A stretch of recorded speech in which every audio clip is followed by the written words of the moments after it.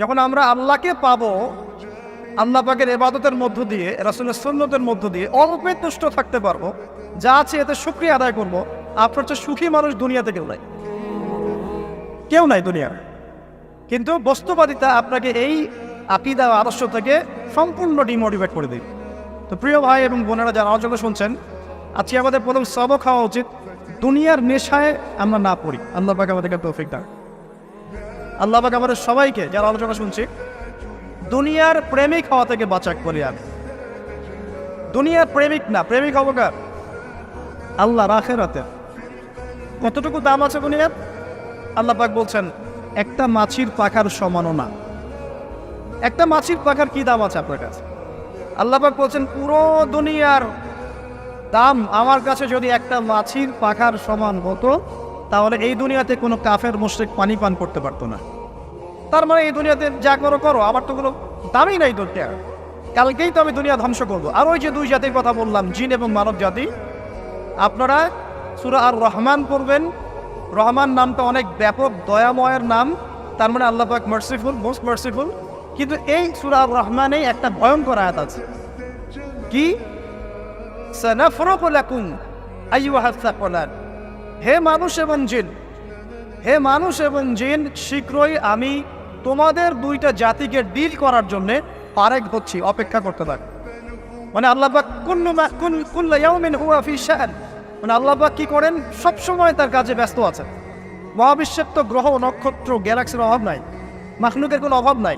আল্লাহ পাক প্রত্যেকটা মুহূর্তেই তার কাজে ব্যস্ত আছেন, তার কাজে শানে ব্যস্ত আছেন।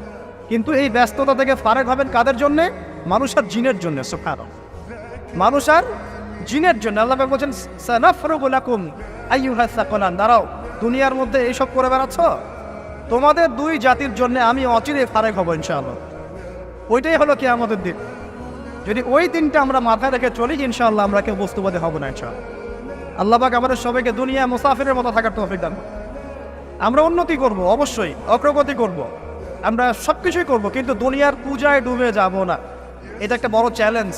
মানে মধ্যমপন্থী থাকতে হবে, না একদম গোলালু মার্কা আর না চরমপন্থী, মাঝামাঝি থাকার চেষ্টা করতে হবে। আল্লাহ তৌফিক দান। ঢাকাবাসীর জন্য এর চেয়ে বড় কোনো নসিহত হতে পারে না। আর ঢাকার মতো যত মানে সিটিজ, মেগা সিটিজ আছে সারা ওয়ার্ল্ডে, তাদের জন্য এটাই প্রথম নসিহত, বস্তুবাদিতা ত্যাগ করতে হবে, বস্তুবাদিতা। আল্লাহ পাক আমাদের সবাইকে বাকির খাতা পূর্ণ করার তৌফিক দান। এখন একটা লক্ষ্য পেলাম কি জন্য দুনিয়া এসেছে? আপনার ইবাদত করার জন্য। এখন অনেকে ভুল বুঝে প্রশ্ন করতে পারে, তাদের জ্ঞানের স্বল্পতা। আমি ওদেরকে দোষারোপ করবো না, কারণ আমাদের শিক্ষার সমস্যা আছে। আমরা তো সবার মাঝে ইসলামিক সার্বজনীন শিক্ষা দিতে পারছি না। এই কারণে অনেকে প্রশ্ন করতে পারে, তাহলে কি সারা জীবন আল্লাহ বিল্লাহি করতে হবে? আমি কি সারা জীবন তাসবিহ তাহলিল জিকির আজকার নামাজি পড়ে বেড়াবো? তাহলে এটা হলো তার ভুল বুঝ। এই আয়াত সম্পর্কে ভুল ব্যাখ্যা। সঠিক ব্যাখ্যাটা কি? সঠিক ব্যাখ্যা হচ্ছে সূরা হাশরের 7 নম্বর আয়াত। কত নম্বর? সূরা হাশর 7 নম্বর আয়াত। আল্লাহ পাক বলছেন ওয়ামা আতাকুমুর রাসূলু ফাখুযুহ। রাসূলুল্লাহ সাল্লাল্লাহু আলাইহি ওয়াসাল্লাম তোমাদেরকে যা যা দিয়েছেন সব নিয়ে নাও। ওয়ামা নাহাকুম আনহু ফান্তাহু। রাসূল যা থেকে বিরত থাকতে বলেছে সমস্ত বিষয় থেকে দূরে থাক। এখন এই আয়াতটাকে সামনে রেখে কোরআন সুন্নাহকে যদি আমরা ঘাঁটি, আমরা দেখব রাসূলুল্লাহ সাল্লাল্লাহু আলাইহি ওয়াসাল্লাম পেশাব পায়খানা ইস্তেনজা করা থেকে শুরু করে রাষ্ট্র চালানো পর্যন্ত প্রতিটা কাজের হেদায়েত দিয়ে গেছেন। আলহামদুলিল্লাহ, এটা কেউ মানি বা না মানি দিয়ে গেছেন, এটা বিশ্বাস করতে হবে। আমল করতে পারি বা না পারি, নবী দিয়ে গেছেন, বিশ্বাস করতে হবে। দলিল চাচ্ছেন, আপনি সহিহ বুখারী খোলেন, মুসলিম খোলেন, তিরমিজি, নাসাই, আবু দাউদ এগুলো খোলেন, দেখবেন আপনি ইস্তেনজা করবেন কিভাবে, বসবেন কিভাবে, ঢোকার সময় কোন পা দিয়ে ঢুকবেন, বের হওয়ার সময় কোন পা দিয়ে বের হবেন, ইস্তেনজা করার সময় কথা বলতে পারবেন কিনা, কতটুকু বলতে পারবেন, গোসল কেমন করে করবেন, ওযু কিভাবে করবেন, আপনি আগে কি পা থেকে শুরু করবেন নাকি হাত থেকে শুরু করবেন, কিভাবে নামাজ পড়বেন, আগে গিয়ে কি সেজদা করবেন নাকি ইকামত হবে, আজান হবে, আল্লাহু আকবার তাকবীর দিবেন, কিভাবে নামাজ শেষে বের হয়ে আপনি ব্যবসায় চলে যাবেন, কিভাবে আপনি ব্যবসা করবেন, কিভাবে চাকরি বাকরি করবেন, সমাজের মানুষের সাথে মেলামেশা করবেন, মানুষকে দিনের দাওয়াত দিবেন, ইভেন কিভাবে আপনাকে যদি আল্লাহ ক্ষমতা দেন আপনি কিভাবে সোসাইটি মেনটেন করবেন, সমাজ এবং রাষ্ট্র মেনটেন করবেন, প্রতিটা হেদায়েত খুঁটিনাটি কোরআন এবং সুন্নাহ দিয়েছে আমাদেরকে। এই বিশ্বাস আগে রাখতে হবে। এই বিশ্বাস না রাখলে কেউ মুসলিম হতে পারবেন। I am very sorry to say, এই বিশ্বাস না করলে কেউ মুসলিম হতে পারবে না। আগে বিশ্বাস, তারপরে কাজ করতে পারেন কিনা সেটা পরের ইস্যু। এবং আমি বলে দিচ্ছি, এই যুগে আপনি 100% পারবেন না, সিম্পল। এই যুগে আপনি 100% পারবেন না, এটা স্বাভাবিক। কারণ এই পুরো বিশ্বটা তো ইসলামাইজড না। পুরো বিশ্ব কি ইসলামাইজড? বরং পুরো বিশ্বটা কুফরের উপর আছে। কিসের উপর আছে? পুরো ওয়ার্ল্ডটাই কুফরের উপর আছে, পুরো ওয়ার্ল্ডটাই। একটা এক্সাম্পল আমি প্রমাণ করতে পারি, একটা এক্সাম্পল খালি। আল্লাহ পাক বলছে সূরা মুলক, রাতের বেলা পড়তে হয় না সূরা মুলক? রাতের বেলা সূরা মুলক পড়তে হয়, যে পড়বে তার কবরের আযাব হবে না ইনশাআল্লাহ। কবরের আযাব থেকে আল্লাহ পাক তাকে বাঁচাবেন ইনশাআল্লাহ। সূরা মুলক তেলাওয়াত করতে হবে রাতের বেলা। এই সূরার প্রথম আয়াতে আল্লাহ বলেছেন তাবারাকাল্লাযী, বরকতময় সেই আল্লাহ, বিয়াদিহিল মুলক, যার হাতে পুরো মহাবিশ্বের ক্ষমতা। কার ক্ষমতা? তাবারাকাল্লাযী বিয়াদিহিল মুলক, বরকতময় সেই আল্লাহ, যার হাতে পুরো মহাবিশ্বের ক্ষমতা, সার্বভৌমত্ব। ক্ষমতার বাংলা কি বলতে পারি আমরা?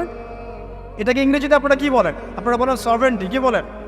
সভারেন্টি বিলংস টু আল্লাহ। এখানে সভারেন্টি বিলংস টু কে? আল্লাহ। কিন্তু এই পুরো বিশ্বের সার্বভৌমত্বের মালিক কি এখন আল্লাহ বাকি আছে? মানুষ নিজের হাতে নিয়ে নিয়েছে। কথা বুঝতে পারছেন?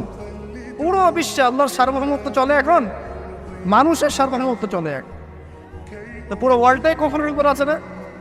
বিশ্বটাই কুফরের উপর। এখন বাদ দেন, এই ওয়ার্ল্ডে আপনি 100% ইসলাম ডিল করতে পারবেন না, সিম্পল। কিন্তু আগে বিশ্বাস করেন যে একদম টয়লেট থেকে শুরু করে আসমান পর্যন্ত সব কিছুই হেদায়েত কোথায় আছে, কোরআন শুনে আছে কি নাই? এখন মানতে পারি না, সেটা আমাদের ইস্যু। কেউ বিশ্বাস করেছে, মানতে পারে না, আল্লাহ তাকে মাফ করে দিবে ইনশাআল্লাহ। বিশ্বাস করেছি, মানতে পারিনি, আল্লাহ মানে বিশ্বাস করেছি, আমল করতে পারি না, এটা আমল করতে গিয়েছি, প্রতিবন্ধকতা পেয়েছি, সমাজ এমন ছিল না, বিশ্ব এমন ছিল না, আমি পারি নাই, আল্লাহ মাফ করে দাও, ইনশাআল্লাহ আল্লাহ মাফ করে দিবে ইনশাআল্লাহ। কারণ আল্লাহ পাক বলেছেন, কারো আমল নামায় যদি শিরকের পাপ না থাকে, যে কোনো গুনাহ আল্লাহ যাকে ইচ্ছা মাফ করে দেবে।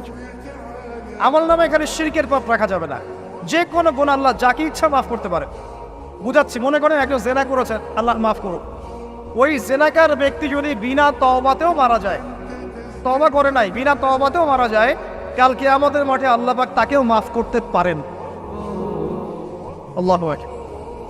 কিন্তু একজন ব্যক্তি শিরক করেছে, তওবা না করে মারা গেছে, আল্লাহ তাকে মাফ।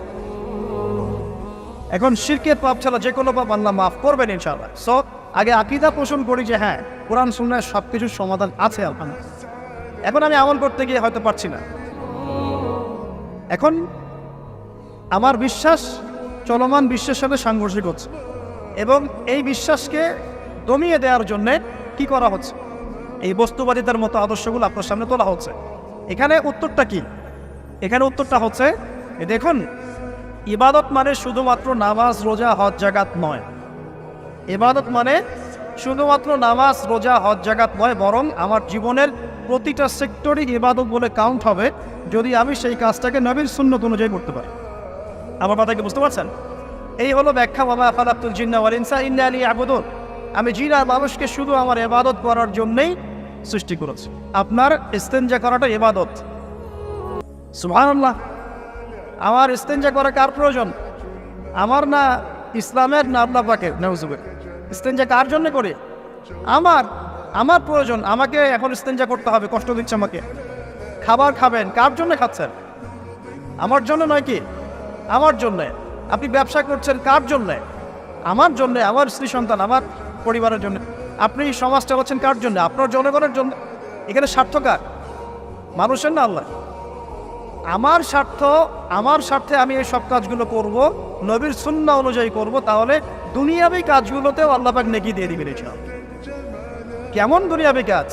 স্ত্রী সহবাস করা, স্ত্রীর সাথে ভালোবাসা, প্রণয় বিনিময় করা। আপনি স্ত্রীর দিকে তাকিয়েছেন, নেকি হয়েছে। স্ত্রীর হাতটা ধরেছেন, নেকি হয়েছে। স্ত্রীকে আদর করেছেন, নেকি হয়েছে।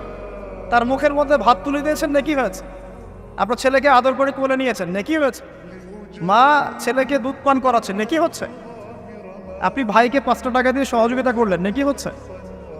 একজন এসে বসতে পারছে না, জায়গা ছেড়ে দিলেন, নেকি হচ্ছে। ইভেন রাস্তায় হাঁটছেন, এক মুসলিম ভাইয়ের সাথে সাক্ষাৎ হলো, সালাম দিলেন, মুচকি হাসি দিলেন, নেকি হয়ে গেল।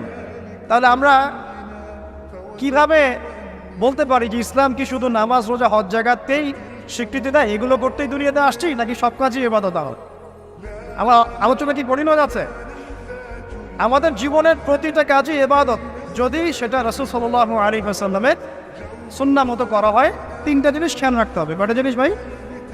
এক, সেই ইবাদত হতে হবে আল্লাহর সন্তুষ্টির জন্য। এই যে আমি স্ত্রীর মুখে ভাত তুলে দিচ্ছি, তার কাছ থেকে কিছু পাওয়ার আশায় নয়, আমি দিচ্ছি আল্লাহর সন্তুষ্টির। আমি যে একজন মুসলিম ভাইকে হাসি মুখে সাক্ষাৎ করলাম, ও আমাকে ভালো বলবে, পরে আমাকে হেল্প করবে, এমন এই জন্য নয়, আল্লাহ পাক সন্তুষ্ট হবেন তাই। আমি নামাজে দাঁড়িয়েছি, লোকে আমাকে ভালো বলবে এই জন্য দাঁড়াই নাই, দাঁড়িয়েছি কেন? যাতে আল্লাহ আমাকে কালকে আমাদের মঠে বাঁচাও। আমি দাড়ি ছেড়ে দিয়েছি কেন? মানুষ আমাকে হুজুর বলবে তাই, এই জন্য না, বরং আল্লাহ রাসূলের সুন্নাত জীবিত করেছি, ইনশাআল্লাহ আমি 50 জন শহীদ সাহাবীর নেকি পাবো ইনশাআল্লাহ। কেন আমি টাকনুর নিচে কাপড় পরছি না? কারণ কি মানুষ আমাকে বলবে নতুন ফ্যাশন? না, আমি এই কারণে পড়ছি যাতে রাসূল সাল্লাল্লাহু আলাইহি ওয়াসাল্লাম কালকে আমাদের মাঠে এই সুন্নাহর উপর আমল করার জন্য আমার পক্ষে সুপারিশ করে। আমার ইবাদত, আমার পর্দা, আমার পরিবার, আমার ব্যবসা, আমার অর্থনীতি, আমার পলিটিক্স সব কিছু আল্লাহর জন্য করব, এই একটা হলো মূলনীতি ইবাদত কবুল হওয়ার। এক। দুই, সেই আমলটা হতে হবে রাসূলের সুন্নাহ মোতাবেক, অন্য কোনো পদ্ধতিতে নয়। মনে করেন আমি একজন খুব বড় বুজুর্গ হয়ে গেছি, নাউজুবিল্লাহ, না আমরা এত বড় বুজুর্গ হয়ে যাই নাই, যে টাইটেলগুলো আপনারা দেন এগুলোর কোনো প্রয়োজনও নাই।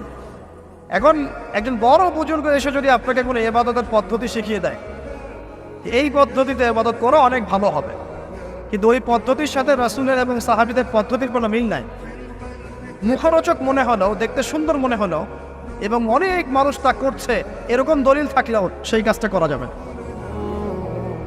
কারণ কি? কারণ সেই কাজটা রাসূল সাল্লাল্লাহু আলাইহি ওয়াসাল্লামের সুন্নাহ মাফিক হয়নি।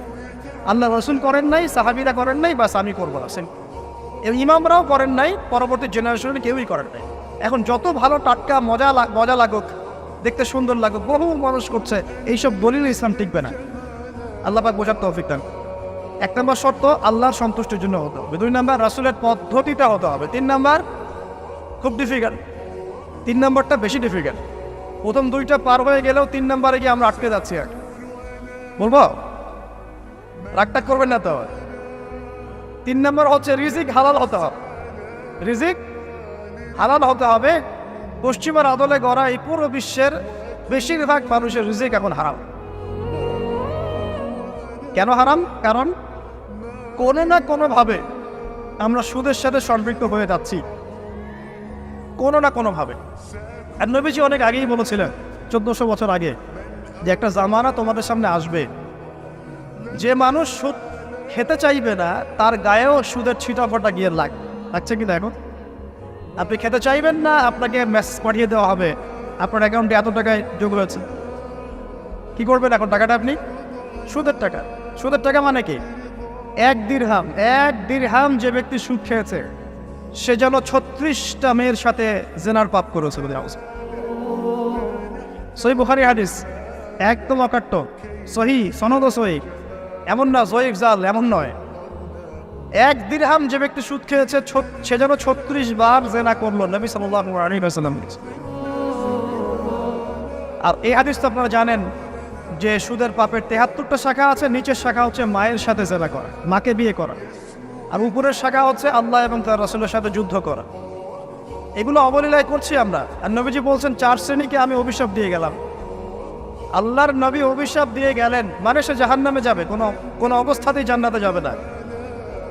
ইল্লা মাশা আল্লাহ। 1, যে সুদ খায়। 2, যে সুদ দেয়। 3, সাক্ষী থাকে। 4, লিখে রাখে। এখন বলেন এই সিস্টেমের বাইরে কতজন মানুষ আছে? এর বাইরে আবার আছে যাকাত না দেয়া, সম্পদ হারাম হয়ে যাচ্ছে। এর উপর আবার আছে ঘুষ জানাদির অনেক সময় চাকরি বাকরি হয় না। আস্তে আস্তে এগুলো আমরা ট্রেডিশন বানিয়ে নিয়েছি। এক সময় আমরা শোনেন এটাকে বলা হয় নিউট্রালাইজেশন, মানে স্বাভাবিকীকরণ। খুব কঠিন টার্ম বলে ফেলছি মনে কিছু কিছু। যেমন আগে অর্ষণ হলে আমরা খুবই সোচ্চার ছিলাম এবং সারা এলাকা ফেটে যেত, এত বড় কথা। কেউ মাপে কম দিলে, ধরা পড়লে চক্ষু লজ্জায় সে সমাজে চলতে পারতো না। কেউ চুরি করলে চক্ষু লজ্জায় বের হতে পারতো না। আস্তে আস্তে আস্তে আস্তে আস্তে আস্তে এই যে মাপে কম দেয়া বলেন, সুদ বলেন, জেনা বলেন, আস্তে আস্তে পাপগুলোকে আমরা নিউট্রালাইজেশন করে ফেলেছি, নিউট্রালাইজ হয়ে গেছে। হ্যাঁ, দর্শন ডেইলি 4-5টা হয়, সুদ সবাই খায়, আমিও খাই, যে না তো সবাই করে, বয়ফ্রেন্ড গার্লফ্রেন্ড ফ্রি মিক্সিং আছে, আমি করলে সমস্যা কি? ওর তো 4টা, আমার তো মাত্র 1টা। ওর চেয়ে আমি ভালো। ওর 5টা বয়ফ্রেন্ড, আমার তো 1টা। ওর 4টা গার্লফ্রেন্ড, আমার তো 1টা। আমি তো ভালো। আমার ছেলে খুব ভালো, শুধু মাঝে মাঝে একটু ড্রিঙ্কস করে, ব্যাপারটা এরকম আর। তো এই যে পাপকে নিউট্রালাইজেশন করা হচ্ছে আস্তে আস্তে, স্বাভাবিকীকরণ। এই ফ্লোতে আমরা মোটামুটি সবাই পড়ে গিয়ে রিজিক হারাম হয়ে যাচ্ছে। ঘুষ দিতে হয়, এটা চাকরি হবে না।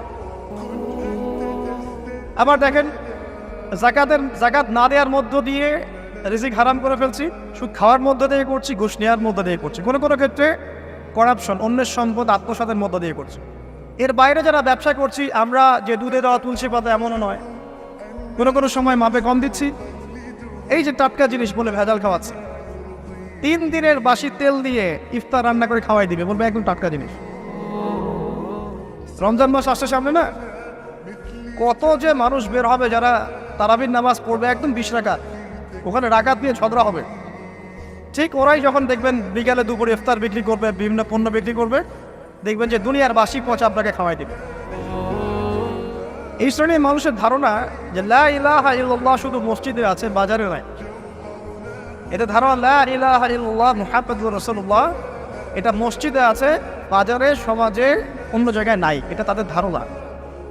তাদের এই ধারণা অচিরেই ভাঙবে যখন মৃত্যুর দূত চলে আসবে। তখন বুঝবে লা ইলাহা ইল্লাল্লাহ একটা সার্বজনীন কালিমা, যেটা জীবনের সব ক্ষেত্রেই চলতে হবে। আল্লাহ পাক আমাদেরকে বোঝার তৌফিক দান।